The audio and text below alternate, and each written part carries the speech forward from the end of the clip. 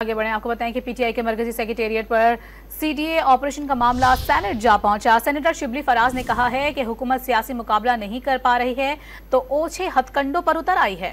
आज पीटीआई निशाने पर है तो कल किसी और की बारी होगी। पीटीआई सेनेटर ने ऐवान में अपने वालिद अहमद फराज का शेर भी कह डाला। कल रात के अंधेरे में देखें, जब आप कोई गलत काम करते हैं तो आप वो रात के अंधेरे में करते हैं। पाकिस्तान तहरीक इंसाफ के सेंट्रल ऑफिस पे जिस तरीके से उसको गिराया गया,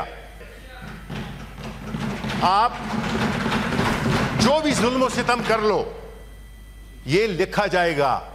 जो आज बैठे हुए हैं और बड़े उससे इत्मीनान से बैठे हुए हैं कि जो कुछ हो रहा है ये हमारे साथ हो रहा है। देखें, ये सिर्फ हमारे साथ नहीं हो रहा। फराज साहब ने कहा था, मैं आज जिद पे अगर हूं तो खुशगुमा ना हो, चिराग सबके बुझेंगे, हवा किसी की नहीं।